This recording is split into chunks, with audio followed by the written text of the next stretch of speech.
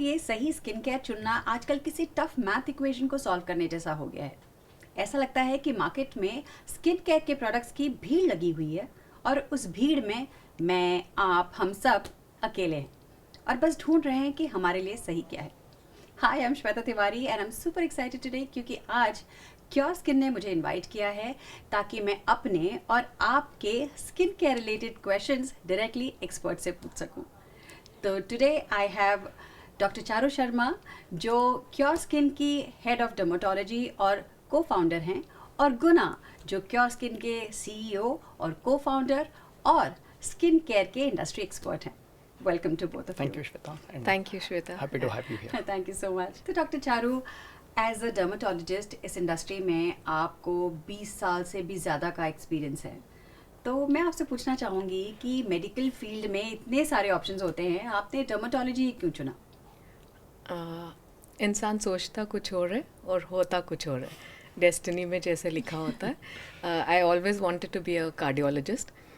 जब मैंने एमबीबीएस ख़त्म किया और हाउस जॉब्स चूज़ की तो उसी रिलेटेड की कि मुझे उसमें एक्सपीरियंस मिल सके। एंड मैं जम्मू से हूँ, तो जब मैं हाउस जॉब कर रही थी तो I had some time in hand and उस टाइम मैंने एक ऑर्गेनाइजेशन के साथ एसोसिएट हुई जो उस टाइम पे वेट लॉस एंड ब्यूटी में पायनियर थे।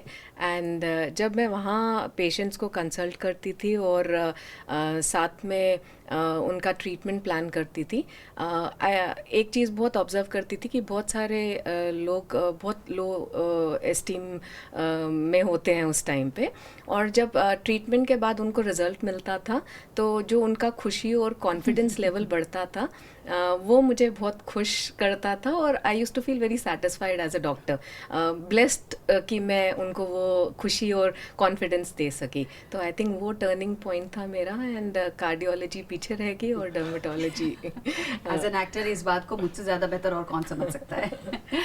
और गुना, देखिए, मैंने खुद ही क्योरस्किन ऐप यूज़ किया हुआ है और जैसे ही मुझे क्योरस्किन ऐप के बारे में पता चला, I was shocked and I was pleasantly surprise कि इंडिया में एक ऐसा ऐप है जहां आप अपने स्किन को एआई एनालिसिस करके डॉक्टर से एक्सपर्ट ट्रीटमेंट ले सकते हैं। तो मैं आपसे पूछना चाहूँगी कि आपके दिमाग में ये आइडिया कैसे आया और आपको क्यों लगा कि इंडिया में क्योरस्किन जैसे ऐप चल सकते हैं? सो जैसे डॉक्टर चारू का एक्सपीरियंस एक डॉक्टर के पर्सपेक्टिव से है, मेरा पर्सनल एक्सपीरियंस एक पेशेंट के पर्सपेक्टिव से है। So my son was born with skin condition, ये एक एटोपिक डर्मेटाइटिस बहुत ही सीवियर कंडीशन होता है। He is all fine now, लेकिन throughout that 10 year experience हमने बहुत सारे डर्मैट्स को कंसल्ट किए हैं, बहुत सारे different types of skin products या प्रोसेसेस प्रोसीजर्स के बारे में भी जाना है और रिसर्च किया है, and we have also gone through that. और उसके बेसिस पे ही हमने ये फंडामेंटल प्रिंसिपल्स ऑफ क्योरस्किन जो हैं इसी के बेसिस पे बने हुए हैं। मेरा एक्चुअली टेक्नोलॉजी में बैकग्राउंड है, मैंने ऑलमोस्ट 20-25 साल डिफरेंट टेक्नोलॉजी कंपनीज में काम किया है, Google, Amazon, largely in the US. फिर and then I move to India और आई हैव रियलाइज्ड कि ये स्किन केयर में largely there are 3 things that we felt were missing. पहला ये है कि स्किन केयर जो होता है वो कंटिन्यूअस होना चाहिए। It is not like a cold and flu treatment की एक ले लिया एंड ख़त्म। It is in many cases कई सालों तक भी होता है कि मेंटेन करना पड़ता है even after you get result. दूसरा ये है कि स्किन केयर पर्सनलाइज होना चाहिए, क्योंकि हर किसी का स्किन अलग है या लाइफस्टाइल अलग है, उसके बेसिस पे सॉल्यूशंस भी डिज़ाइन करने होते हैं। और तीसरा ये है कि स्किन केयर के जो भी कंडीशन है, स्किन एक्चुअली हेल्थ केयर से जुड़ा हुआ है, ये कॉस्मेटिक नहीं बट ये हेल्थ केयर का एक हिस्सा है। सो रूट कॉज पे भी काम करना होता है। बिल्कुल सही कहा आपने कि हम बचपन से सुनते आ रहे हैं कि आप अंदर से जितने हेल्दी होते हो आपकी स्किन उतनी ज़्यादा हैप्पी होती है। सो इन द क्योरस्किन ऐप में हम टेक्नोलॉजी यूज़ करते हैं जहाँ पे हम पेशेंट्स के फ़ोटोज़ को एनालाइज करते हैं और ये फ़ोटोज़ के बेसिस पे हम ट्रीटमेंट डिज़ाइन करते हैं। हर तरह के स्किन कंडीशन को फ़ोटो पे समझ के हम डॉक्टर से कनेक्ट करते हैं और प्रोवाइड करते हैं डॉक्टर गिवन और डॉक्टर और कभी वो सामने किसी डॉक्टर से खुद मिलना चाहे तो हो सकता है? सो वो कॉल पे कंसल्ट कर सकते हैं, और इसके साथ ये भी फ़ोटो के बेसिस पे भी हमारे फॉलोअप्स होते हैं हर 4 हफ्ते। जो भी हमारे पेशेंट्स इस प्रोग्राम में आते हैं, एवरी 4 वीक्स हमारे डर्मेटोलॉजिस्ट के साथ कंसल्टेशन होता है। That's great, that's really great. अच्छा, मेरा पहला क्वेश्चन है आपसे कि जैसे ही हम अपने लेट 20s या 30s में आते हैं, वैसे वैसे हमारी स्किन ना डल होने लगती है, डार्क स्पॉट्स दिखने लगते हैं, पिगमेंटेशन दिखने लगते हैं, ये बहुत ज़्यादा डलनेस आ जाती है। सो माई क्वेश्चन है कि ये जो अनइवन स्किन टोन है ना, जो जैसे मुंह के पास ये कालापन और डार्क सर्कल्स, ये होते क्यों हैं, आते क्यों हैं? इसे पिगमेंटेशन कहते हैं और ये बहुत ही कॉमन प्रॉब्लम है। और आप शायद श्वेता जी यकीन नहीं करेंगे, हमारे ऐप में हर रोज़ ऑलमोस्ट 1000 से ज़्यादा patients only female pigmentation treatment के लिए ट्रीटमेंट खरीद कर स्टार्ट करते हैं। So every day 1000 patients at least only female and pigmentation के लिए। और ये पिगमेंटेशन बहुत डिफरेंट टाइप्स के होते हैं, जैसे PIH, post inflammatory hyper pigmentation, melasma या पोस्ट इन्फ्लेमेटरी हाइपर पिगमेंटेशन, जैसे कि एक्नी के बाद जो दाग रह जाते हैं, या कोई ट्रॉमा स्किन पे हुआ, या कोई बॉयल या इरिटेशन स्किन की या सेंसिटिविटी हुई, तो उसके बाद जो दाग या पिगमेंटेशन बढ़ता है उसे पोस्ट इन्फ्लेमेटरी हाइपर पिगमेंटेशन कहते हैं। सो ये डिफरेंट टाइप्स की पिगमेंटेशन होती है, और ये जिस टाइप का पिगमेंटेशन होता है उसका रूट कॉज भी अलग होता है। सो जब ट्रीटमेंट डिज़ाइन करते हैं, वो हमें समझना होता है कि ये पिगमेंटेशन किस टाइप का है। इसीलिए हम क्योरस्किन ऐप में जब भी कोई प्रोडक्ट रिकमेंड करते हैं या ट्रीटमेंट डिज़ाइन करते हैं, फ़ोटोज़ के बेसिस पे ही करते हैं। पूरी मेडिकल हिस्ट्री, एज और कोई और जैसे स्पेशल कंडीशंस है, प्रेगनेंसी, पोस्ट पार्टम, उनके साथ हम मेडिकल हिस्ट्री, स्किन की हिस्ट्री भी लेते हैं, कौन से अदर प्रोडक्ट्स यूज़ कर रहे हैं, और डिफरेंट टाइप्स ऑफ फ़ोटोज़ लेते हैं, जैसे left profile, side profile, and we understand कि ये जैसे आपने बोला था पेरियोरल पिगमेंटेशन, ये बहुत अलग कारण से होता है, और मेलास्मा अलग कारण से होता है, और उसके बेसिस पे हम एनालाइज करते हैं और ट्रीटमेंट डिज़ाइन करते हैं। And this is all given by doctors and supervised by doctors also. So ये डॉक्टर्स के निगरानी में आपको रेगुलर फॉलोअप्स के द्वारा आपके स्किन को इम्प्रूव किया जाता है। श्वेता, इसमें मैं थोड़ा सा ऐड करना चाहूँगी कि जो पिगमेंटेशन है, आपने बोला 20s एंड 30s, बहुत सारे कारण जैसे जेनेटिक, हार्मोनल गुना मेंशन कर रहे हैं, उसकी वजह से होता है। एंड मेजॉरिटी ऑफ जैसे वुमेन पेशेंट्स हमारे हैं, या लोग कोई भी, चाहे मेल या फीमेल हैं, हम लोग कॉन्सेंट्रेट करते हैं कॉस्मेटिक पे, हम लोग प्रोटेक्शन पे कॉन्सेंट्रेट नहीं करते हैं, हम स्किन हाइड्रेशन पे कॉन्सेंट्रेट नहीं करते हैं। हम लोग सबसे बड़ा चीज़ क्या है, प्रोटेक्ट एंड हाइड्रेट। अगर आपकी स्किन हेल्दी रहेगी और प्रोटेक्टेड रहेगी तो ये chances of dullness, pigmentation, tanning बहुत कम रहेंगे। प्लस इतने सारे कॉस्मेटिक्स जो मार्केट में, इवन द लिपस्टिक्स, उसमें इतने सारे केमिकल्स ऐसे हैं, केमिकल्स बुरे नहीं होते, बट कुछ केमिकल्स ऐसे हैं जो अगर हार्ड फॉर्म में या वेरी वेरी सिवियर फॉर्म में उनमें यूज़ किए जाएं, तो जैसे आपने पेरियोरल की बात कर रहे थे, वो छोड़ सकते हैं। या फॉर एग्जांपल आजकल खाने में इतना अडल्ट्रेशन है, आम हो गए, जब पकाने के लिए इतना मसाला यूज़ करते हैं, तो जब हम कोई हाँ, एंड जब हम वो खाते हैं तो अगर थोड़ा सा भी रेजिड्यू उसके बाद रह जाए मुंह के पास, तो वो पका देता है और पेरियोरल पिगमेंटेशन के चांसेस होता है। एंड लाइक जैसे डर्मेटाइटिस या थोड़ी irritation, rashes and other things, वो बहुत कॉमन है इन चीज़ों से।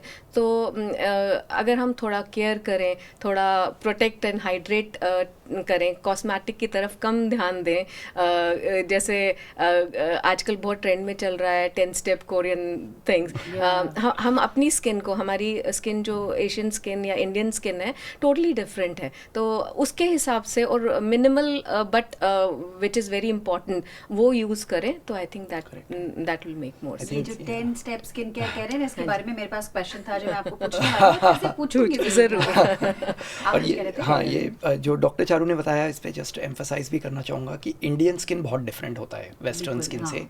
ये स्लाइटली इट इज़ थिनर और सेंसिटिव भी होता है, और it is more prone to pigmentation.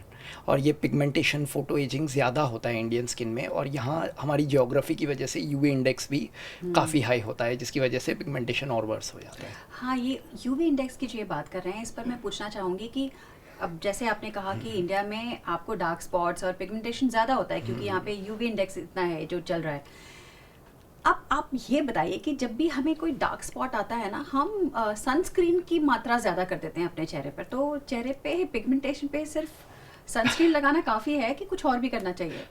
नहीं, आई थिंक सिर्फ सनस्क्रीन हेल्प नहीं करेगी, सनस्क्रीन प्रोटेक्ट करने में डेफिनेटली हेल्प करेगी, बट जब स्किन की वेलनेस पे बात करते हैं तो अगर स्किन अच्छी हाइड्रेटेड है तो उसके रिएक्शंस या सेंसिटिविटी ज़्यादा नहीं होगी।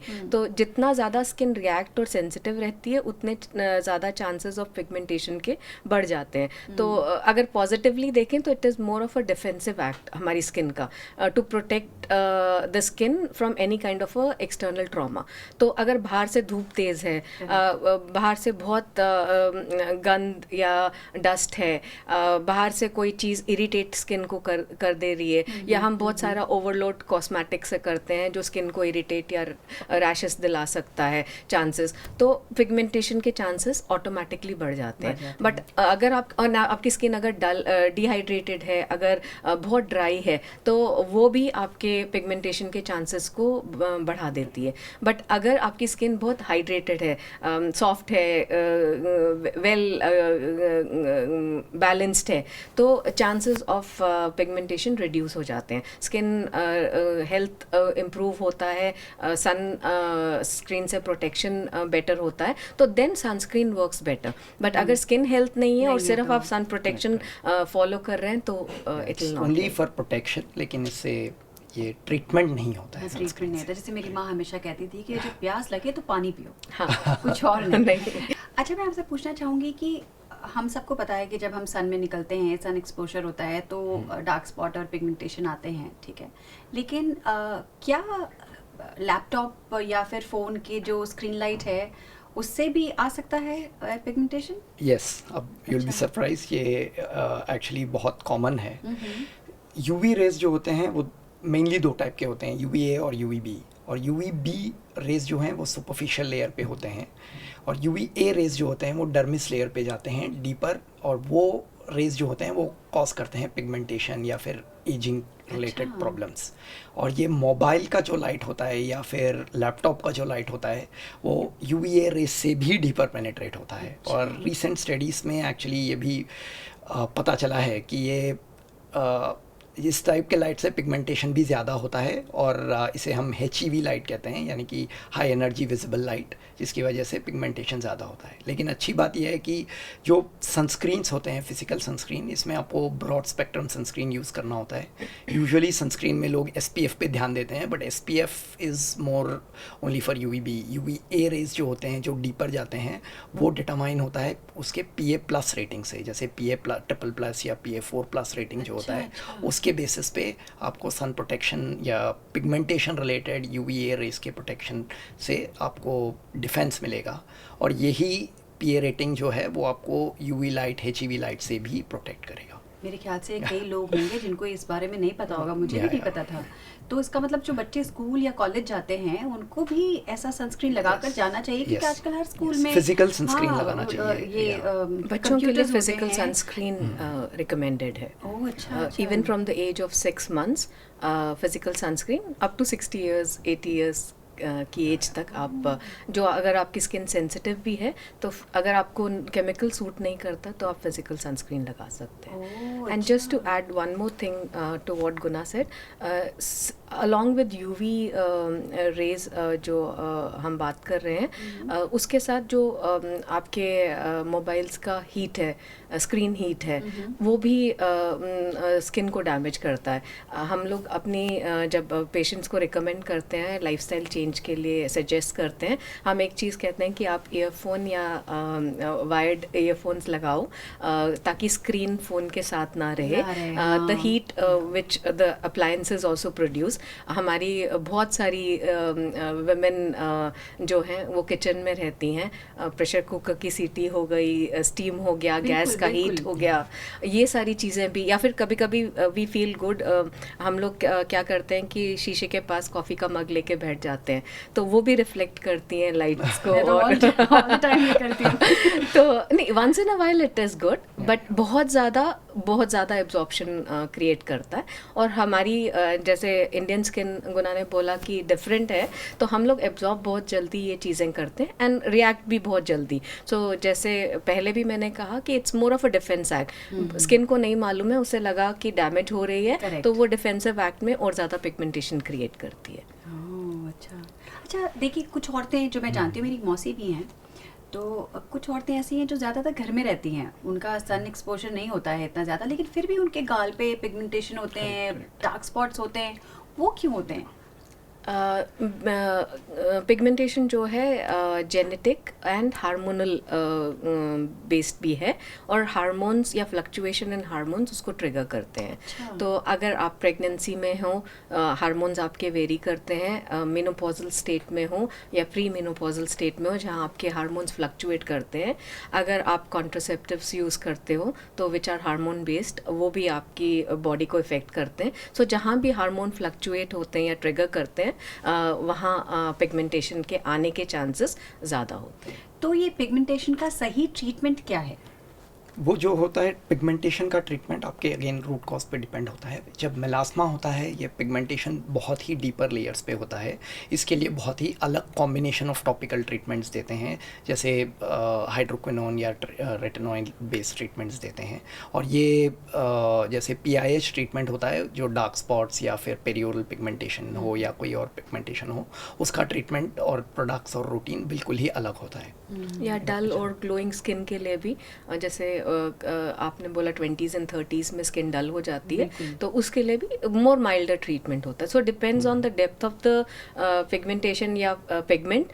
डॉक्टर्स पहले एनालाइज करते हैं, आपकी मेडिकल हिस्ट्री समझते हैं, आपने पास्ट में क्या प्रोडक्ट्स लगाए, कितना अब्यूज़ किया स्किन को, कोई स्टेरॉइड्स तो नहीं यूज़ कर रहे हो, या फिर आपकी कोई अंडरलाइंग मेडिकल कंडीशन, जैसे मैंने बोला कि प्रेगनेंसी या पोस्ट प्रेगनेंसी या प्री मेनोपॉजल है, ऐसा कोई कंडीशन है, तो उसके बेसिस पे एक पर्सनलाइज्ड ट्रीटमेंट तैयार होता है। हाँ, तो फिर आजकल जो लोग कहते हैं ना, हर कोई कहता रहता है, सारे कंफ्यूज होते रहते हैं कि अच्छा डार्क स्पॉट है, उस पे स्क्रब लगाओ, उस पे ये सीरम लगाओ, तो वो नहीं करना है, किसी एक्सपर्ट के पास जाकर पूछना है। करेक्ट। इनफैक्ट लाइक ज़्यादा आप अपनी स्किन को स्क्रब करोगे तो और ज़्यादा आप उसको सेंसिटिव कर रहे हो। हाँ, और that is mode of abrasion, ज़्यादा से ज़्यादा आप नुकसान पहुंचाओगे और पिगमेंटेशन कम होने की जगह और बढ़ जाएगी। तो बेसिकली खुद से कोई भी ट्रीटमेंट नहीं करना है, सेल्फ मेडिकेट ट्रीटमेंट मत कीजिए। मत हाँ। कीजिए।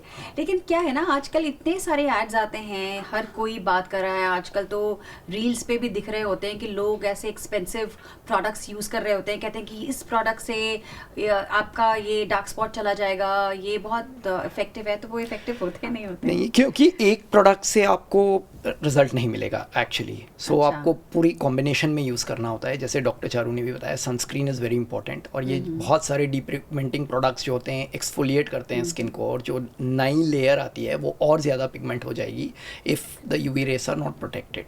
सो इसकी वजह से सनस्क्रीन यूज़ करना इंपॉर्टेंट है। एक क्लेंजर यूज़ करना बहुत इंपॉर्टेंट होता है। और ये रूटीन में भी हम जैसे मॉइस्चराइज़र भी ऐड करते हैं रूटीन में, ताकि स्किन की रिकवरी भी अच्छी हो। सो एक पूरे कॉम्बिनेशन में यूज़ करना होता है rather than just a single product. तो ये जो कहते हैं कि एक चीज़ का आई थिंक हम सबको एक चीज़ समझनी है कि कोई भी चीज़ जादू की छड़ी नहीं है। हाँ। कि आपको 4 दिन में या 1 हफ्ते में रिजल्ट दे हाँ, तो देगी। जो कहते हैं कि हफ्ते में आपका ये डार्क स्पॉट चला जाएगा, ये सब नहीं, गलत है। गलत है। ये गलत है। और साइंटिफिकली एक चीज़ समझना बहुत ज़रूरी है कि एक स्किन रिपेयर साइकिल जो है 27 से 30 दिन का होता है। अच्छा। और जैसे उम्र बढ़ती है वो और बढ़ता जाता है। तो मिनिमम आपको 27 से 30 दिन तो चाहिए देखने के लिए कि वो प्रोडक्ट आप पे काम कर रहा है कि नहीं कर रहा। और जैसे गुना ने बोला कि वो एक सिंगल प्रोडक्ट नहीं होता, combination of your cleanser, moisturiser, sun protection and depigmenting cream होती है। तो वो सब कॉम्बिनेशन अगर आपकी स्किन को समझ के, आपकी स्किन की सिवियरिटी को समझ के और आपकी लाइफस्टाइल एंड क्या इश्यूज़ हैं आपको, उन सब को समझ के प्रिपेयर किया जाए। और जो आई थिंक आपकी स्किन से ज़्यादा आपके डर्मेटोलॉजिस्ट आपकी स्किन को समझ सकते हैं। तो अगर आपका डॉक्टर आपके लिए वो ट्रीटमेंट प्लान करता है तो आई एम श्योर दैट अगर आप 4 हफ्ते उसे यूज़ करेंगे मिनिमम, तो आपको रिजल्ट्स आना ज़रूर नज़र आना शुरू हो जाएंगे। मेडिकल ग्रेड स्किन केयर और मार्केट प्रोडक्ट्स में बहुत फ़र्क होता है। मेडिकल ग्रेड स्किन केयर क्या होता है? ये तो मैंने पहली बार सुना है। So medical grade skin care वो होता है जो बहुत ही हाई प्रेसिशन और हाई क्वालिटी स्किन केयर होता है। जैसे हमारे प्रोडक्ट्स में जो भी एक्टिव्स यूज़ करते हैं वो बहुत ही प्रिसाइज क्वांटिटीज़ में होते हैं। और ये जो एक्टिव्स होते हैं जैसे सैलिसिलिक, ग्लाइकोलिक या रेटिनॉल्स या इवन मेडिकल प्रोडक्ट्स में बेंजोइल पेरोक्साइड, ये सब हम एनकैप्सुलेटेड फॉर्म में यूज़ करते हैं। सो इसका मतलब है कि ये जैसे बहुत एकदम से जब स्किन के कांटेक्ट में आते हैं तो स्किन पे डैमेज हो सकता है। इसीलिए ये एनकैप्सुलेटेड, ये माइक्रोस्पॉन्ज या माइक्रोनाइज्ड फॉर्म में आते हैं। यानी कि वो एक्टिव मॉलिक्यूल्स जो हैं वो sustained release continuously over the night release होते हैं, ताकि आपका स्किन का पीएच इमीडिएटली नहीं गिरता है और ये पीएच बना रहता है और एक्टिव रिलीज से आपका एफिकेसी बहुत ज़्यादा होता है।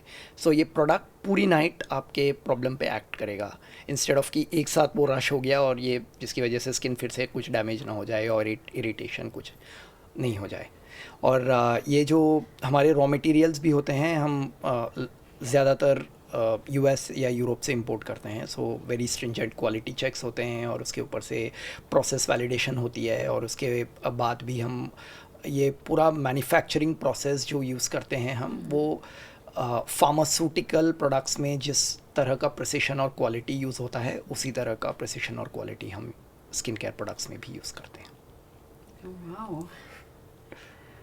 हम लोग क्योरस्किन में बहुत दावे के साथ ये कहते हैं कि आपकी स्किन की जिम्मेदारी हमारी है और हम उसे मानते हैं और उसको समझ के ही जितने भी ट्रीटमेंट्स हम प्रिस्क्राइब करते हैं या एडवाइस देते हैं, हम पूरी रिस्पॉन्सिबिलिटी लेते हैं और कोशिश करते हैं रिस्पॉन्सिबिलिटी एंड कोशिश करते हैं कि आपको जल्दी इफ़ेक्टिव और अच्छा ट्रीटमेंट मिल सके। यही तो आज का यही तो हम सबको चाहिए कि कोई हमारी स्किन की रिस्पॉन्सिबिलिटी ले ले और हमारा जो हेडेक है वो हट जाए, हम सीधा किसी के पास जाकर कह सकें कि भाई ये प्रॉब्लम है, सॉल्व कर दो। So I think that's a great idea. ये एक और बात ये है कि करेक्ट प्रोडक्ट, करेक्ट कॉम्बिनेशन ही, करेक्ट इंस्ट्रक्शंस भी बहुत इंपॉर्टेंट होते हैं, ताकि ये किस टाइम पे लगाना है, कितनी क्वांटिटी में लगाना है। बहुत सारे हमारे पेशेंट्स जो क्योरस्किन में स्टार्ट करते हैं वो पहले बहुत क्वांटिटी में बहुत सारे प्रोडक्ट्स यूज़ करते थे। इससे ज़्यादा एक्चुअली इंपॉर्टेंट है कि कंसिस्टेंटली यूज़ करें। कंसिस्टेंटली आप तो 4 to 6 मैं जानना चाहूँगी वो जो कहते हैं ना कि 3 फिंगर का यहाँ पे सनस्क्रीन इतना ये लगाओ फिर इतना ये लगाओ, वो सब सही नहीं है? हम एक्चुअली रिकमेंड करते हैं कि कितना क्वांटिटी में लेना चाहिए सनस्क्रीन। सो आप जैसे हमारे वेरी प्रिसाइज मेजरमेंट्स होते हैं। अगर डीपिगमेंटिंग क्रीम है तो वो राइस ग्रेन साइज होता है, राइस ग्रेन साइज। ये या पी साइज होता है या फिंगर लेंथ भी कभी कभी होता है। So it depends on the product and it depends कि ये किस टाइम पे लगा रहे हैं और क्या फंक्शन है उस प्रोडक्ट का आपके रेजिमेन में। श्वेता, जैसे आपने बोला कि वो 3 finger thing generically it is fine, but वो नॉर्मली एक स्किन टाइप को या एक जोग्राफिकल एरिया के हिसाब से नहीं है। सो वो कॉकेशियन स्किन के लिए बेटर है बिकॉज उनकी स्किन बर्न करती है, उनकी स्किन रिएक्ट बर्निंग की तरीके से करती है। हमारी पिगमेंटेशन या डल होने की तरीके से, टैनिंग की तरीके से करती है। तो जब हम लोग ट्रीटमेंट भी सजेस्ट करते हैं तो हम वो 3 फिंगर नहीं बोलते हैं, 1 to 2 P size is good enough, but multiple times use कीजिए। एवरी 3 या 4 घंटे में एक बारी सनस्क्रीन पक्का लगाइए। अगर आप बाहर हो, अगर आप घर पे हो और आप वेल प्रोटेक्टेड हो तो नो प्रॉब्लम, बट अगर बाहर निकल रहे हो, डायरेक्ट धूप में निकल रहे हो, तो उस टाइम पे आप 3 या 4 घंटे में फिर से रीअप्लाई तो कीजिए। सुन लो लड़कियों, जो ये 3-3 उंगलियों पर आप लाइन बना बना के लगा रहे हो ये बहुत ज़्यादा है आपके लिए। पूछो अपने डॉक्टर से और सलाह लेकर करो जो भी करो। इससे रिलेटेड एक और मैं पूछना चाहूँगी कि पिगमेंटेशन हटाना और गोरा स्किन पाना ये 2 अलग चीज़ें हैं, राइट? मतलब इससे पिगमेंटेशन और फेयर स्किन का कोई लेना देना नहीं है, कोई लेना है ना? देना तो पिगमेंटेशन अलग ही होता है और अगर अलग आपको होता है। फेयर स्किन चाहिए तो उसका ट्रीटमेंट अलग ही होता है, आप वो- मिक्स नहीं कर सकते। हाँ, क्योंकि ये एक्चुअली जो बाय बर्थ आपका स्किन कलर होता है, हाँ। उससे फेरर नहीं हो सकते। बिल्कुल। So maybe doctor Charu can add more on that. Pigmentation मैंने पहले भी बोला कि इट्स अ मेडिकल कंसर्न या मेडिकल सिचुएशन है जहाँ पे आपकी स्किन रिएक्ट करती है और पिगमेंट क्रिएट करती है। फेयरनेस जो है it's more of a social created, social और क्या कहते हैं, कल्चरली क्रिएटेड रिक्वायरमेंट। गुना ने जैसे बोला कि जिस शेड में या स्किन टोन में आप पैदा हुए हो, आप उससे लाइटर नहीं हो सकते हो। एक बारी हमें एक पेशेंट का कॉल आया, patient means like it was an enquiry, and customer का कॉल आया एंड उन्होंने बोला कि आप हमें ट्रीटमेंट दे सकते हैं, मेरा 6 महीने का बच्चा है एंड मैं उसको फेयर बनाना चाहता हूँ। तो ऐसे कॉल्स आते हैं, बहुत सारे ऐसे कॉल्स आते हैं। एज अ डॉक्टर हम पेशेंट्स को, लाइक, ये हमारी जिम्मेदारी भी है और हम कोशिश भी करते हैं कि समझाएं कि आप किसी भी स्किन टोन या शेड में हो, healthy skin या skin health is more important, fairness is not important. Even skin tone हो गया, आपका ग्लो हो गया और आपकी स्किन हेल्थ अच्छी होनी चाहिए, शेड नहीं मैटर करता यहाँ पे। एंड आई थिंक जिस भी शेड में हो आपका क्या कहते हैं, कॉन्फिडेंस लेवल वो होना चाहिए कि आप किस भी शेड में हो you carry yourself confidently, वो इम्पोर्टेंट है। तो I think as a doctor however बहुत सारे प्रोडक्ट्स जो फेयरनेस पे करते हैं दे मिसगाइड और मिसलीड द कस्टमर्स। ऐसा नहीं होता कि जो आपके बॉर्न शेड से आपको या टोन से आपको लाइटर कर सकते हैं। हाँ। अच्छा देखिए, अगर चलो हो सकता है कि मेरे चेहरे पे पिगमेंटेशन नहीं है, हाँ नहीं है मेरे चेहरे पे पिगमेंटेशन, लेकिन फिर भी अगर मेरी स्किन डल लग रही हो तो उसके लिए क्या करना चाहिए? करेक्ट। सो इसमें एक्चुअली आपका इंटरनल डाइट, लाइफस्टाइल और स्लीप बहुत इंपॉर्टेंट होता है। सम अमाउंट ऑफ थोड़ा मेंटेनेंस होता है, जैसे सनस्क्रीन, क्लेंजर यूज़ करना होता है, लेकिन सबसे पहले हाइड्रेटेड रहना होता है, minimum 2 to 3 litres of water. फिर sleep is very important, almost बहुत कम होती है लोगों की। ये भी है, जैसे बिंज वॉचिंग हो गया या फिर ये मोबाइल पे लगे रहते हैं लोग, सो रात भर नींद ठीक से नहीं पूरी नहीं होती है। दैट डीप रेस्टफुल स्लीप बहुत ही इंपॉर्टेंट होता है। और डाइट भी एक्चुअली बहुत ही हेल्दी डाइट होना चाहिए और एंटीऑक्सीडेंट रिच डाइट भी होना चाहिए। And I think stress levels इतने हाई हैं, वो भी जब हार्मोन कॉर्टिसोल रिलीज करते हैं तो that also help somewhere to increase your pigmentation and other things. तो डलनेस हो जाता है। एंड मेडिकल अंडरलाइन कंडीशन जैसे हाइपोथायराइड या थायराइड कोई कंडीशंस हैं आपकी, या कोई और मेडिकल कंडीशन है जिसकी वजह से maybe your skin is looking dull, so right evaluation बहुत इंपॉर्टेंट है। And lifestyle change, good diet, well slept, stress avoid तो नहीं कर सकते हैं, बट अगर कोई way out to manage it better, I think वो बहुत अच्छा है। And I think on a lighter note, CureSkin का ग्लूटाथियोन बहुत अच्छा है। We have a very beautiful product, it's an antioxidant. I'll not promote it for a even skin tone, but I'll say that it is a very good antioxidant. It helps you with overall wellness, आपको help करता है, और by default आपकी skin को भी glowing आता है। ये तो आपने बहुत अच्छा बताया, क्योंकि हमारे जैसे ऐसे बहुत सारे लोग हैं जो डल स्किन के शिकार हैं और उन्हें समझ में नहीं आता, कुछ भी कर लो ठीक ही नहीं होता। तो एक तो ग्लूटाथियोन पकड़ा जाके आना चाहिए, और दूसरा टाइम पर सोना, सही खाना बहुत जरूरी। हाँ, नहीं सो पा रहे हैं आप, किसी काम में फंसे हैं तो ठीक है, लेकिन बिंज वॉचिंग जो आप कर रहे हैं और जो ये रील देख रहे हैं 3-3 minute, that is not working in your favour. अब एक बहुत ही मेरा फेवरेट सेगमेंट है red flag and green flag, ठीक है, जहाँ पर मैं आपसे पिगमेंटेशन के बारे में कुछ सवाल पूछूंगी और आपको बताना है कि वो रेड फ्लैग है या ग्रीन फ्लैग है। Can we have the flags please? Thank you Guna. Okay. So start करें? Okay. So first question, okay, pigmentation हटाने के लिए कॉफ़ी स्क्रब लगाना चाहिए, रेड फ्लैग? सो इससे स्किन की डैमेज ज़्यादा हो जाती है, जैसे स्किन में माइक्रो टेयर्स हो जाते हैं, एब्रेशन आ जाता है, it is too harsh for the skin. खाने की चीज़ें खाने तक रहने देते हैं। Okay okay. So second question, हर सीजन के हिसाब से स्किन केयर रूटीन एडजस्ट करना चाहिए, green flag? Really? Why? So actually ये वेदर और स्किन का भी बहुत बड़ा रिलेशन है। हमारे क्योर स्किन ऐप में भी जब हम ट्रीटमेंट्स रिकमेंड करते हैं, जो सेम प्रॉब्लम के लिए सेम पर्सन सेम सिवियरिटी के लिए मॉनसून या समर में अलग टाइप का ट्रीटमेंट होता है कंपेयर टू विंटर्स, क्योंकि ये ड्राइनेस ज़्यादा हो जाती है स्किन में, मॉइस्चराइजेशन कभी ज़्यादा होता है, या फिर समर में कभी कभी एक्सेसिव स्वेट या हीट की वजह से भी बहुत सारे इफ़ेक्ट्स होते हैं। So depending on the climate we also change the treatment, और आपका रेजिमेंट भी चेंज होना चाहिए। एंड हर स्किन के लिए एक एग्जांपल की तरह दूंगी कि हर स्किन के लिए मॉइस्चराइज़र ज़रूरत है। And oily skin normally summers में या ह्यूमिड क्लाइमेट में बहुत ज़्यादा ऑयल प्रोड्यूस करती है, तो उस टाइम पे may be gel based moisturiser ज़्यादा अच्छा है।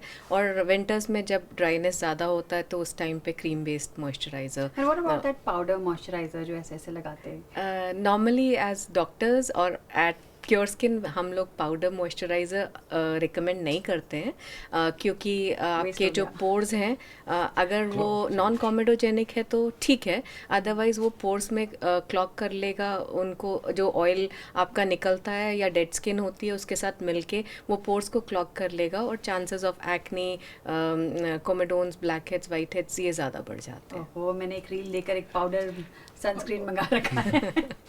Okay okay, third question, skin care routine में ये जो 5-6 स्किन केयर प्रोडक्ट्स लगाते हैं, जो लेयरिंग करते हैं, वो रेड फ्लैग है या ग्रीन फ्लैग? रेड फ्लैग, हाँ बता चुकी थी। क्यों? स्किन केयर में एक्चुअली इट्स इम्पॉर्टेंट कि एक सिंपल और कंसिस्टेंट रूटीन हो। 5-6 प्रोडक्ट्स में बहुत सारे एक्टिव्स होते हैं, बहुत ओवरलोडिंग हो जाता है स्किन पे, और स्किन की रिकवरी होने के बजाय उसका और डैमेज हो जाएगा। 5-6 प्रोडक्ट्स मैटर नहीं करते, combination of cleanser, moisturiser, sunscreen and active. जैसे गुना ने बोला कि बहुत सारे एक्टिव्स आपकी स्किन को रिपेयर होने का ज़्यादा टाइम नहीं देते, और आपकी स्किन को रिपेयर होने के लिए भी टाइम चाहिए। एक एक्टिव या 2 active is still okay, manageable, and it's not that every day you are using both, but alternate days या जैसा आपके डॉक्टर को लगा कि आपको ज़रूरत है। फॉर एग्जाम्पल एक एक्नी पेशेंट है जहाँ एक्नी बहुत कम है बट आपके दाग धब्बे ज़्यादा हैं, तो सिर्फ एक्नी ट्रीट करने की जगह मे बी वो एक ऐसा कॉम्बिनेशन दे सकता है या सिंगल प्रोडक्ट देगा जो एक्नी पे भी काम करे और पिगमेंटेशन को भी कम करे, या फिर 2 का कॉम्बिनेशन करेगा जो ऑल्टरनेट डेज या once in twice in a week और thrice in a week kind of a combination जो आपकी एक्ने और पिगमेंटेशन दोनों पे वर्क करेगा। बट बहुत ज़्यादा प्रोडक्ट्स आपकी स्किन को हील नहीं होने देते, आपको ये भी नहीं पता चलता कि किसकी वजह से आपकी स्किन हील नहीं हो रही है या फिर इरिटेट हो रही है या सेंसिटिविटी बढ़ा रही है। तो I think slow process, lesser products are always the better choice. Wow.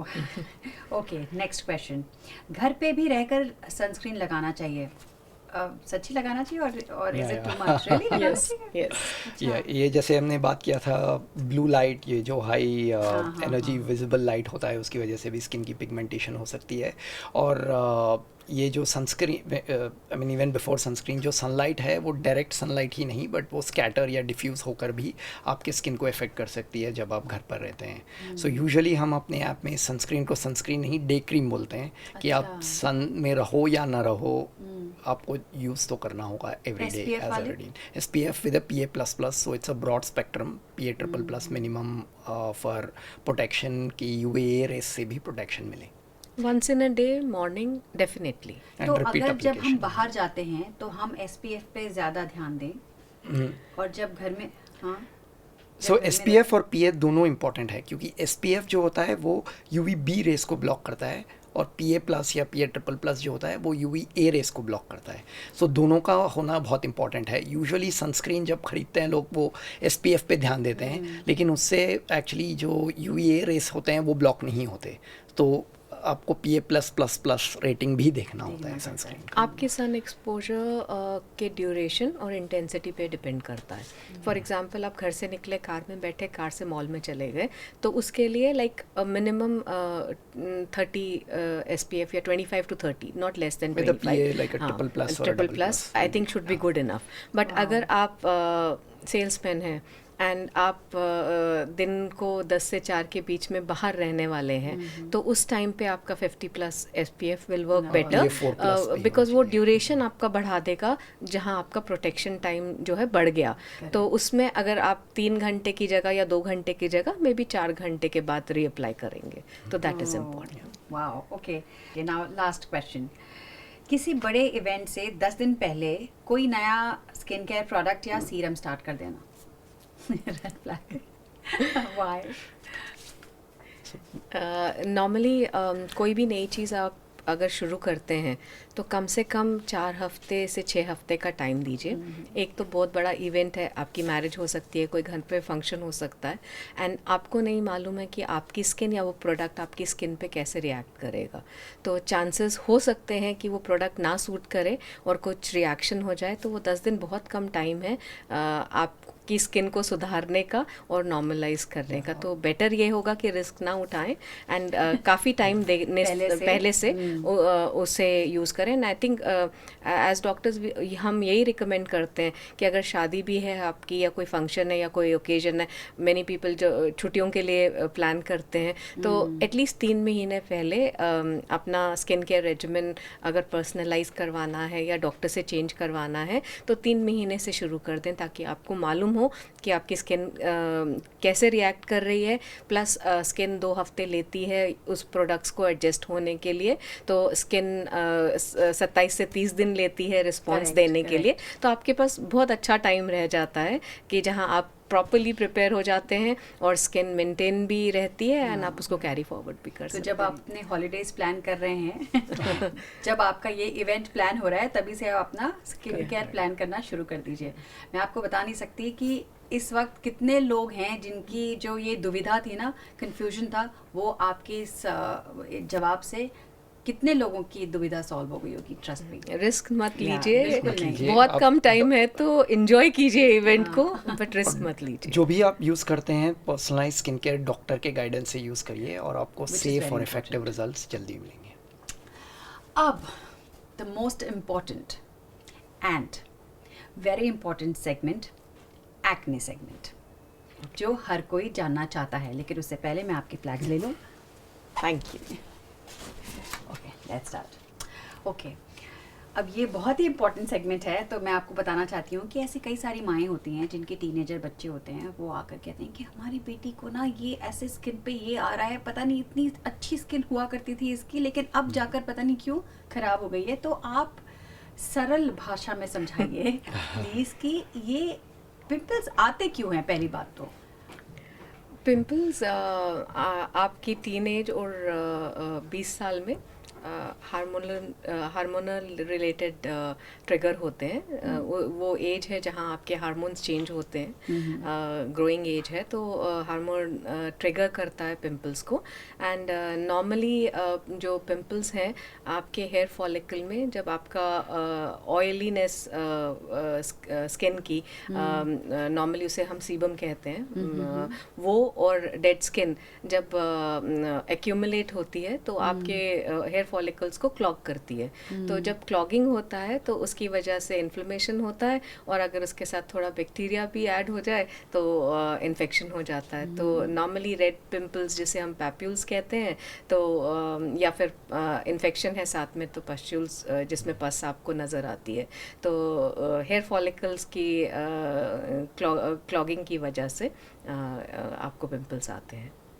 तो ये पिंपल्स ऐसे घर में नहीं जाएंगे और उनको ऐसे छोड़ भी नहीं देना चाहिए, स्पेसिफिक ट्रीटमेंट लेना उसका होता एक है। प्रॉपर ट्रीटमेंट होता है। ट्रीटमेंट होता है, एंड बहुत सारी चीज़ें आजकल जैसे हमने पहले भी बात कर रहे थे, आजकल बहुत छोटी उम्र से माँ बाप अलाउ कर देते हैं बच्चों को कॉस्मेटिक्स यूज़ करना। बहुत सारे मतलब बहुत टेंडर स्किन होती है उनकी, एंड आजकल कॉस्मेटिक्स में बहुत सारे ऐसे प्रोडक्ट्स हैं जो हार्मफुल हो सकते हैं आपकी स्किन के लिए। जैसे बेसिक एक कम्पैक्ट पाउडर ही ले लीजिए, एंड अगर वो भी क्लॉग करने में हेल्प कर दे एक्सटर्नली, अगर आपके स्पॉन्जेस वो घर पे फ्रेंड्स में वो स्पॉन्जेस यूज़ कर लेते हैं, एंड अगर किसी का इन्फेक्शन है आप कैरी फॉरवर्ड कर लेते हो। अगर आप अपना ही प्रोडक्ट करते हो बट आपको हैबिट नहीं है कि आप वीकली वंस अपने ब्रशेस को अच्छी तरह से क्लीन करो या हाइजीनिकली करो, आपका मॉइस्ट और जो ह्यूमिडिटी है वो भी बैक्टीरिया को इनवाइट करता है। तो all these things add up. बहुत ज़रूरी है कि वन दैट अगर नहीं ज़रूरत है तो कॉस्मेटिक मत यूज़ कीजिए। दूसरा, अपनी स्किन हेल्थ पे ध्यान दीजिए। इंटरनल वेलबींग बहुत इम्पॉर्टेंट है। सो ग्रोइंग एज है, हार्मोन्स चेंज हो रहे हैं, तो अच्छा खाइए, खुश रहिए और सेहत का ध्यान दीजिए। आजकल देखो बच्चे ना, बहुत सारे बच्चे, सबके पास फ़ोन होते हैं, सबके पास फ़ोन होते हैं आजकल तो वो चैट जीपीटी पे चले जाते हैं। ठीक है, उनकी जो भी प्रॉब्लम है कि चैट जीपीटी रात को मेरे पिंपल आ गया, इसको कैसे जाए, और चैट जीपीटी जो भी बताए सही गलत वो यूज़ कर लेते हैं। तो वो सही है? नहीं, बिल्कुल नहीं, ऐसा मत कीजिए।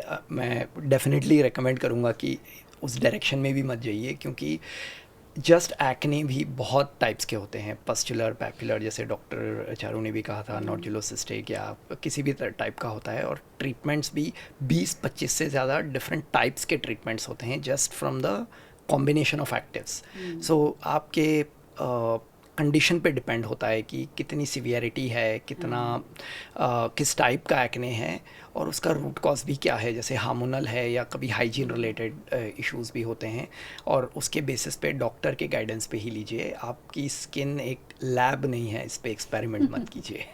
एंड चैट जीपीटी जो है आपको जनरलाइज्ड अपने डेटा से एक्यूमुलेट करके एक जनरलाइज्ड इन्फॉर्मेशन देगा। वो आपको नहीं जानता है, वो आपकी स्किन को नहीं जानता है, वो ना ही आपकी स्किन को इवैल्यूएट करता है। जो आपने इन्फॉर्मेशन डाला है उसके बेसिस पे आपको एक जनरलाइज्ड डेटा देता है। तो it's a data bank basically. So जब वो आपको जनरलाइज देता है तो बहुत सारी चीज़ें हैं वो मिस कर सकता है।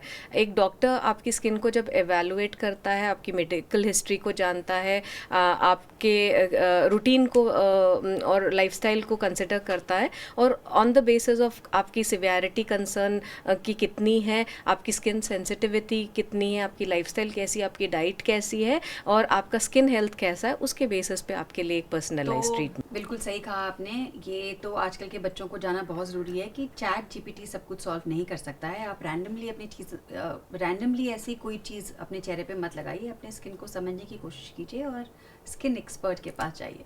अच्छा, ये तो रही टीनेजर्स की बातें, लेकिन ऐसे कई औरतें हैं, ऐसे कई लोग हैं जिनको 20s 30s में भी पिंपल्स आ रहे होते हैं, तो उसका क्या रीज़न है? सो एक्चुअली जैसे हमने पहले भी डिस्कस किया था, बहुत सारे रूट कॉजेस होते हैं, और हार्मोनल रीज़न से भी एक्ने बहुत कॉमन है। और हमारे ऐप में जैसे आई वुड से कि एक्ने के लिए जितने भी पेशेंट्स आते हैं, ऑलमोस्ट 50 to 60% लोगों को PCOS या PCOD से संबंधित कोई प्रॉब्लम है। 20 और 30s में अगर आपको हो रहा है, कुछ पिंपल्स आ रहे हैं, तो अंदर आपको कोई प्रॉब्लम है। करेक्ट। और ये लाइफस्टाइल के लिए भी की वजह से भी हो सकता है। अंदर प्रॉब्लम है या अंडरलाइंग मेडिकल कंडीशन है, या फिर एक्सटर्नली सम फैक्टर कुछ ना कुछ इन्फ्लुएंस कर रहा है। बहुत पहले ऐसा होता था कि सिर्फ टीनेजर्स या अर्ली 20s में आते थे, अब एडल्ट एक्ने भी बहुत कॉमन है। या तो अभी एक्ने में आई वुड से कि जैसे more people come for acne, जो अडल्ट्स हैं उनके केसेस ज़्यादा हुए हैं हमारे क्योरस्किन ऐप में, टीनेजर्स से भी ज़्यादा। और ये इसके लिए हमें थोड़ा और जानना पड़ता है कि क्या उनकी लाइफस्टाइल कैसी है, क्या उनके हैबिट्स कैसे हैं, थोड़ा और हार्मोनल हेल्थ, कैसे प्रोडक्ट्स यूज़ कर रहे हैं, ये सब जानकर हम उनके लिए ट्रीटमेंट डिज़ाइन करते हैं। अच्छा देखो, कभी कभी ऐसा भी होता है कि लोगों को, मतलब कई लोग होते हैं जिनको पिंपल्स नहीं आते, पर कभी कभी आते हैं। कभी कभी एक आध पिंपल आ जाता है, तो उनको भी स्किन एक्सपर्ट के पास जाना ज़रूरी है कि वो घर पे ऐसे होम रेमेडीज कर सकते हैं? आई थिंक हमेशा जब आप अपने स्किन की केयर कर रहे हैं तो एक्सपर्ट के पास जाना ज़रूरी है। एक पिंपल भी दाग छोड़ सकता है, एक पिंपल भी स्कार छोड़ सकता है। तो अगर उसको करेक्ट टाइम पे राइट ट्रीटमेंट नहीं मिला तो या तो वो डार्क स्पॉट छोड़ेगा या स्कार छोड़ेगा, और फिर आप स्कार के लिए जब ट्रीटमेंट के लिए जाएंगे तो उसे बहुत लंबा टाइम लगेगा।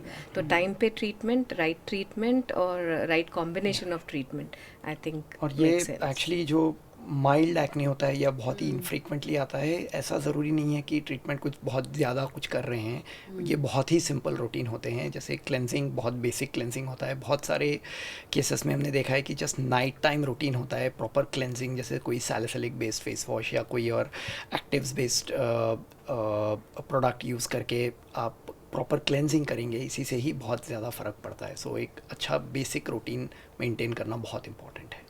और हम लोग इतनी मेहनत करते हैं बहुत सारी चीज़ें अपने लिए करने के लिए, तो 2 मिनट सुबह और 2 मिनट शाम को तो डेफिनेटली स्किन को दे सकते हैं। अच्छा, अभी आपने कहा कि अगर कभी कभार भी पिंपल हो तो आप एक्सपर्ट्स के पास जाएं। ठीक है, ले लिया हमने ये ट्रीटमेंट, तो ये ट्रीटमेंट कितना हेल्प करता है? मतलब आपके पिंपल्स हमेशा के लिए ख़त्म हो जाते हैं या ये टेम्परेरी सोल्यूशन है, फिर आ जाएंगे?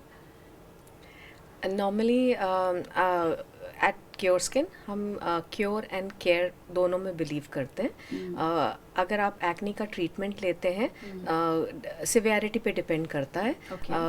4 से 6 हफ्ते to start showing results, and 3 महीने जब कंसर्न पूरा कंट्रोल में आ जाता है। एक्नी, जैसे मैंने पहले भी बोला कि हार्मोनल ट्रिगर्ड है, एक्सटर्नल फैक्टर्स की वजह से, कॉस्मेटिक्स हो गया, डस्ट हो गया, पोल्यूशन हो गया, क्लाइमेट हो गया, मेनी अदर फैक्टर्स हैं। तो अगर आपके मिड साइकिल या फिर नॉर्मल साइकिल टाइम पे as females you will experience it, acne जो आपका एग्जिस्टिंग कंसर्न है वो डेफिनेटली कंट्रोल में आ जाएगा, बट आगे बिल्कुल एक्नी नहीं होगा। नहीं, ऐसा नहीं है। आपकी स्किन ऑयली है एंड उसके चांसेस ऑफ एक्नी के हैं वहाँ। आप कितना अच्छा अपनी स्किन हेल्थ को रखते हो उस पर डिपेंड करता है। अगर स्किन हेल्थ अच्छी है, आप products as per your skin type use कर रहे हो और एक्नी कंट्रोल कर रहे हो, तो एक्नी के चांसेस बहुत कम हो जाते हैं। अगर आप वापस कुछ भी ट्रायल मेथड अपनाते हो या कुछ भी प्रोडक्ट नया देखा और यूज़ करने लगते हो, तो चांसेस हैं कि आपको एक्ने फिर आ सकता है। बट जो एग्जिस्टिंग आपका कंसर्न है वो डेफिनेटली ट्रीटमेंट के साथ। तो बेसिकली आपका ये परमानेंटली खत्म तभी होगा जब आप ट्रीटमेंट लेने के बाद उसको मेंटेन भी करेंगे। एक अच्छा एक एग्जांपल एनालॉजी देना चाहूँगा, जैसे कोई वेट लॉस के लिए कुछ जिम या कोई वेट ट्रेनिंग करते हैं या कुछ मेथड से जब वेट कम होता है, ऐसा नहीं कि वेट वापस कभी नहीं आएगा। उनको थोड़ा तो बेसिक मेंटेनेंस रखना होगा, थोड़ा फिजिकल एक्टिविटी या फिर कुछ हेल्दी डाइट मेंटेन करना होगा, जिसकी वजह से वेट कंट्रोल में रहे।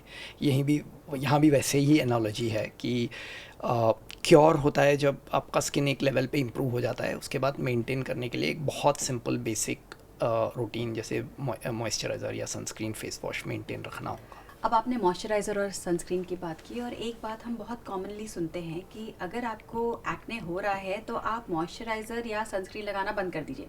ये सच है? ऐसा करना चाहिए? नहीं, ये बहुत बड़ा मिथ है एक्चुअली। मॉइस्चराइज़र हम एक्ने केसेस में भी रिकमेंड करते हैं।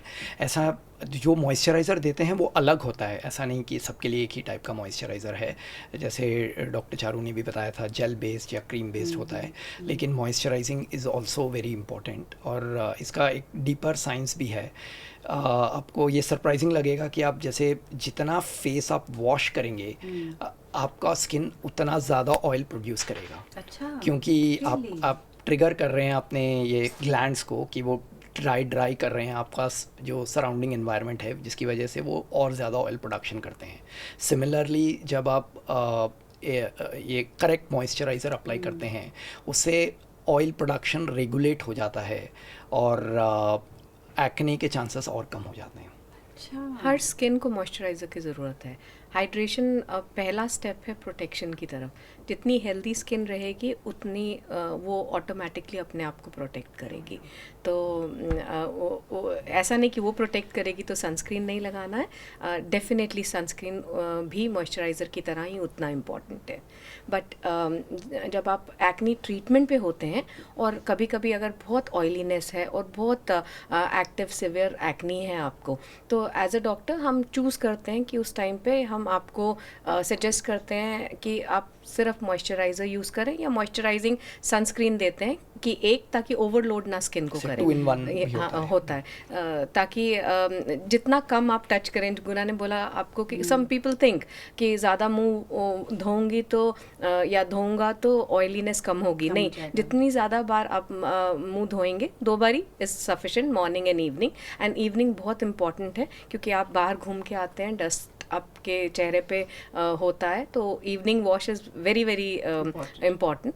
बहुत सारे केसेस में specially I have seen it in teenage लड़के जो होते हैं, दे खेलते हैं, दे प्ले लाइक सॉकर ये वो, and then in the night they just basically sleep, खा के सो जाते हैं. That is like really bad. So ये स्किन की क्लेंजिंग बहुत इंपॉर्टेंट है ताकि जो भी डर्ट या dust and oil all of that is cleansed once in the morning and once in the night. I think Guna raised a very important point कि skin care सिर्फ लड़कियों के लिए नहीं, लड़कों के लिए भी है. और स्किन केयर बहुत इम्पॉर्टेंट है. जिस तरह खाना पीना, एंड आपने एक बहुत अच्छी लाइन बोली थी कि आपकी मदर ने बोला कि प्यास लगे तो पानी पीना. तो स्किन के लिए भी लाइक राइट प्रोडक्ट यूज़ करना. एंड आई थिंक जो हम फॉलो भी करते हैं और बिलीव भी करते हैं कि आपकी स्किन है, मजाक नहीं. तो अपने एक्सपर्ट से सही ट्रीटमेंट बनवाइए. आप खुद एक्सपर्ट मत बनिए, जबकि अगर आप डर्मेटोलॉजिस्ट हैं तो ठीक है, बट अगर नहीं है तो आप की स्किन को जो अच्छा जान सकता है या जो अच्छा ट्रीट कर सकता है उसकी राय लीजिए और एक अच्छा ट्रीटमेंट बनाइए. हाँ, क्योंकि लड़के तो बड़ा वो शो ऑफ करते हैं कि देखो हम सिर्फ फेस धो लेते हैं. मेरा एक दोस्त है विकास, वो बड़ा बोलता रहता है देखो सिर्फ फेस धो के आ जाता है और कुछ नहीं करना पड़ता. तुम लोग देखो क्या क्या करते हो. तो उनकी बात सही है, ऐसा उनको कुछ नहीं करना पड़ता. ऐसा क्यों? थोड़ा मैन आर थोड़ा लकी है ऐसे इस मैटर पे, लेकिन उनको भी स्किन केयर की ज़रूरत होती है. स्पेसिफिकली क्लिनजिंग और सनस्क्रीन जैसे हमने बहुत डिस्कस किया है वो इम्पोर्टेंट होती है. और एक्ने उनको भी होता है, ताकि लेकिन ये हार्मोनल रिलेटेड एक्ने के केसेस थोड़े कम होते हैं. लेकिन generally hygiene I would say I have seen worse in males compared to women.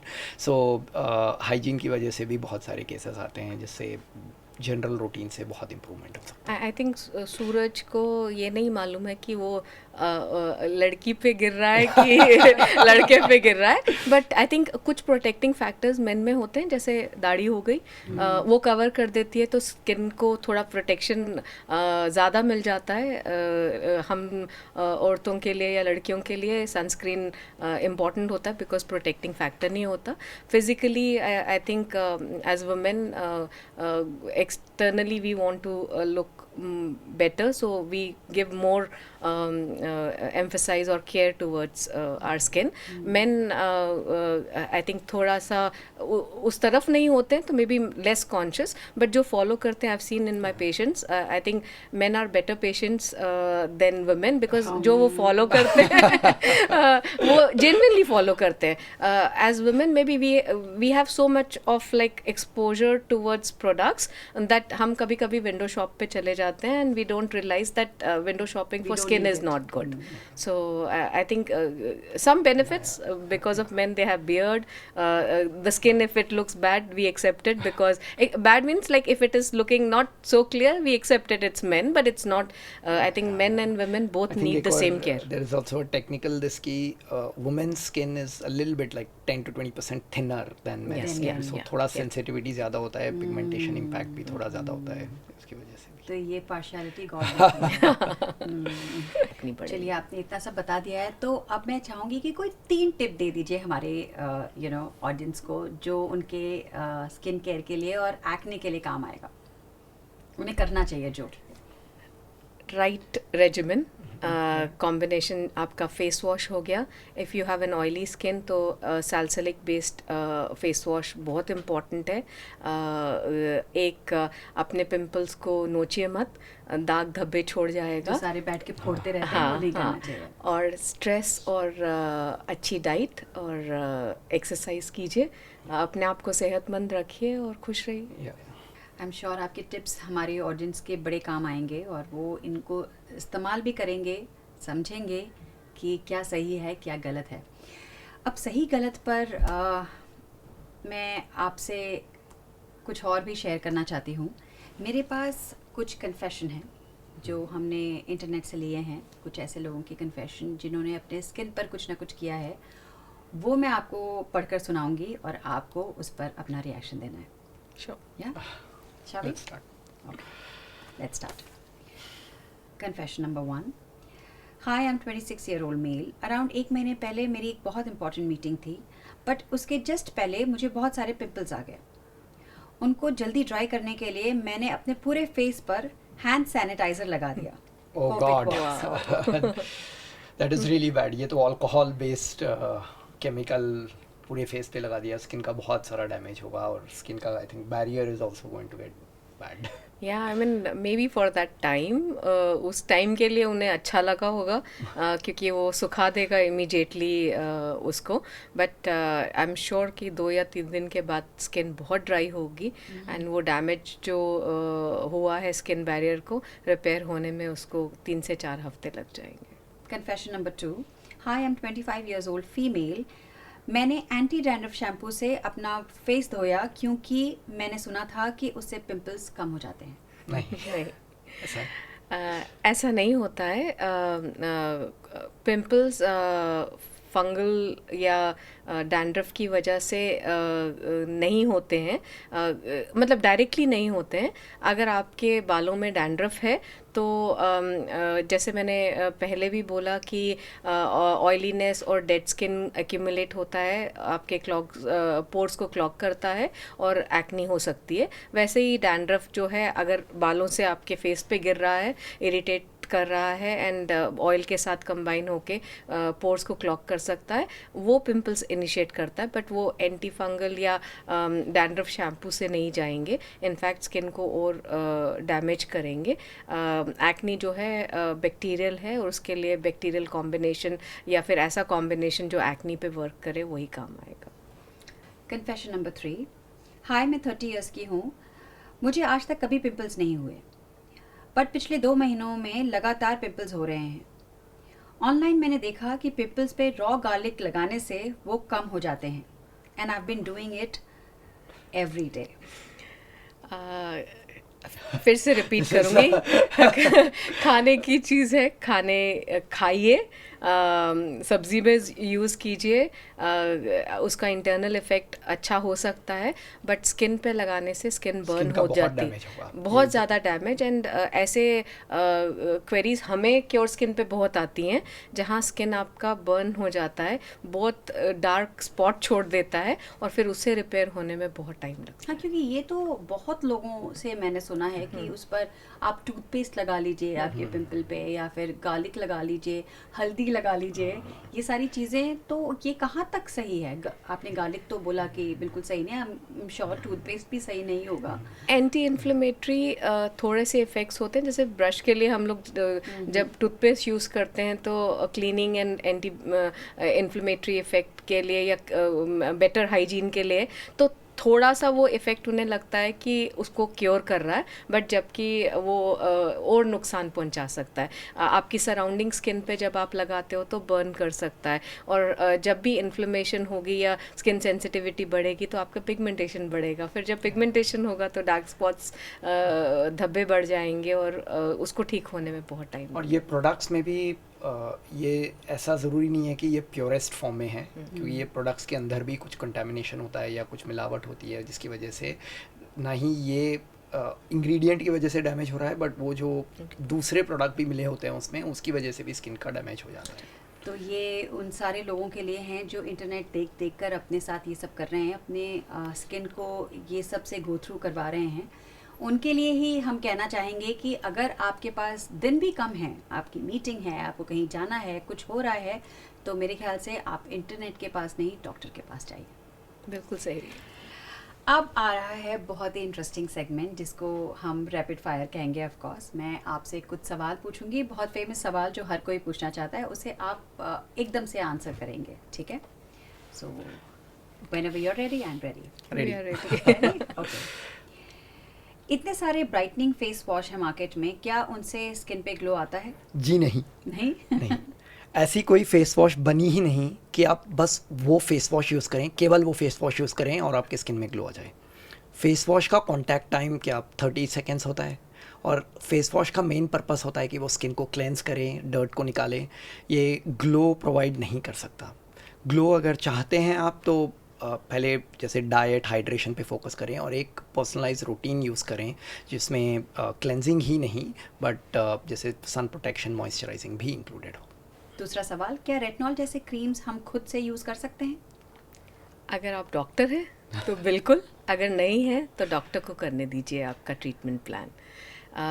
Retinol या ट्रेटिनॉइन बहुत पोटेंट प्रोडक्ट्स हैं और डिफरेंट स्ट्रेंथ्स में आते हैं। इसके लिए आपका स्किन एवेलुएशन बहुत ज़रूरी है। आपकी स्किन टाइप क्या है, क्या स्ट्रेंथ रिक्वायरमेंट होगा। हाइड्रेशन इसके साथ बहुत इम्पॉर्टेंट है। सन प्रोटेक्शन बहुत इम्पॉर्टेंट है बिकॉज ये स्किन को एक्सफोलिएट करती है, तो मेंटेनेंस स्किन के साइमल्टेनियसली हाइड्रेट करके और प्रोटेक्ट करके बहुत ज़रूरी है। एंड इसका एक ड्यूरेशन पीरियड होता है जो डॉक्टर तय करता है कि इसे 1 महीने के लिए, 2 महीने के लिए या 3 महीने के लिए सेफली यूज़ किया जा सकता है। साथ में उसको टेपर करना होता है, एकदम से आप नहीं छोड़ सकते हैं। तो पहले अगर हफ्ते में रोज़ाना आपको इस्तेमाल करने के लिए बोला गया, या फिर स्लोली अगर डोज बिल्ड किए है कि पहले आपको हफ्ते में 2 बार, फिर 3 बार, फिर 4 बार, फिर 7 बार, और फिर slowly after a month time और 2 मंथ डिपेंडिंग ऑन आपका स्किन कंसर्न क्या है, सिवियरिटी क्या है, depth of pigmentation, anti ageing के लिए किसके लिए यूज़ करना है, तो उसके बेसिस पे डॉक्टर डिसाइड करते हैं कि इसको टेपर कैसे करेंगे। तो ये सब चीज़ें कंसिडर करनी पड़ती हैं जब आप रेटिनॉल या ट्रेटिनॉइन जैसे कॉम्बिनेशंस अपने स्किन पे यूज़ करते हैं। वरना आजकल तो हर प्रोडक्ट में रेटिनॉल आ रहा है, हर चीज़ में रेटिनॉल आ रहा है, लोग भर भर के यूज़ कर रहे हैं। क्या हर हफ्ते शीट मास्क या फेस पैक्स लगाने से ग्लो आता है? जी नहीं। कोई भी शीट मास्क आपके स्किन केयर रूटीन को रिप्लेस नहीं कर सकता। शीट मास्क जो होता है वो बहुत सुपरफिशियल इफेक्ट देता है जो टेम्पररी होता है, और शीट मास्क और या फेस पैक का फ्रीक्वेंसी ऑफ यूसेज भी हर 2 या 3 हफ्ते से मोर फ्रीक्वेंटली यूज़ नहीं करना होता है। ओके। क्या टैनिंग हटाने के लिए मैं चेहरे पर ब्लीच लगा सकती हूँ? हम 2025 में हैं और अभी भी ये ट्रेंड्स फॉलो कर रहे हैं। ब्लीच एक बहुत पोटेंट केमिकल है एंड स्किन बैरियर अगेन उसको डैमेज कर सकता है। ब्लीच नॉर्मली बालों को लाइटन करता है, स्किन को लाइट नहीं करता है। अच्छा नहीं, जो छोटे फेशियल हेयर होते हैं हमें अच्छा इफेक्ट ब्लीच से इसलिए लगता है कि वो बालों को गोल्डन या वो शेड लाइटर करता है, तो हमें लगता है कि हमारी स्किन डिटैन हो गई या स्किन का पिगमेंटेशन हट गया, जबकि वो स्किन को कुछ भी इम्प्रूव नहीं करता है। तो मत यूज़ कीजिए, डैमेजिंग हो सकता है लॉन्गर रन पे, स्किन की सेंसिटिविटी या स्किन को बर्न भी कर सकता है। बहुत सारे केसेस में जहाँ लोग ब्लीच यूज़ करते हैं कहीं कहीं सेंसिटिव एरिया पे एंड कर जाते हैं बर्न में। और आखिरी सवाल, बैक एक्ने का एक ही इलाज है कि उसे ढक कर रखो? किसी चीज़ का भी कोई कवर करके इलाज नहीं है। कवर मत कीजिए, क्योर कीजिए, डॉक्टर से ट्रीटमेंट लीजिए। एक्नी फेस का हो या बैक का हो या चेस्ट का हो, कुछ लोगों को चेस्ट में भी, जहाँ भी आपके हेयर फॉलिकल होंगे एक्नी आने के चांसेस हैं। बैक एक्नी के बहुत सारे रीज़न हो सकते हैं। One of the very common reason है वैक्सिंग. वैक्सिंग डायरेक्टली इफ़ेक्ट नहीं करता, बट वैक्सिंग के दौरान जो अनहाइजीनिक प्रोसीजर या स्टेप्स पार्लर्स में या होम केयर में जब घर पे कोई आके आपकी वैक्सिंग करता है, उस टाइम पे जैसे कि same spatula without cleaning multiple clients के ऊपर यूज़ होता है. वैक्स जो हीटेड होती है मल्टीपल क्लाइंट्स पे यूज़ होती है. समटाइम्स वो पाउडर पफ यूज़ करते हैं जो उन्होंने ना क्लीन किया होता है, ना डिस्पोजेबल होता है. वो सब एग्रीवेट करते हैं आपके बैक्टीरियल इन्फेक्शन को, और आपकी एक्नी को इंक्रीज़ करने के चांसेस हो सकते हैं. और एक्नी जो है एक मेडिकल कंसर्न है, उसका राइट ट्रीटमेंट बहुत इम्पॉर्टेंट है. फेस और बैक में बस इतना फ़र्क है कि फेशियल स्किन थोड़ी थिन और सेंसिटिव होती है, और बैक स्किन थोड़ी थिक होती है. प्रोडक्ट्स या कॉम्बिनेशन डॉक्टर सिवियरिटी पे देख के प्लान करते हैं. तो आई डोंट थिंक सो कि उसको ढक के रखने की ज़रूरत है. आप फ्लॉन्ट कर सकते हैं, स्लीवलेस पहन सकते हैं अगर आप राइट ट्रीटमेंट लें. और आई थिंक 2 या 3 महीने में ईजिली मार्क्स के साथ आप उसको ट्रीट कर सकते हैं. ऑनेस्टली इस पॉडकास्ट के बाद स्किन केयर को देखने का मेरा नज़रिया बहुत ही बदल गया है. स्किन एक बहुत ही ज़रूरी हिस्सा है आपकी पहचान का. आप उसकी केयर के लिए एक्सपर्ट्स पर भरोसा कीजिए, इंटरनेट पे नहीं. Thank you Guna, thank you doctor Charu. आप आए, आपने इतनी अच्छी अच्छी सलाह दी, अपना विजडम शेयर किया हमारी ऑडियंस के साथ. और मैं आपको बता देना चाहती हूँ कि क्योर स्किन आपके लिए ऐसे और भी इंटरेस्टिंग पॉडकास्ट लेकर आते रहेगा.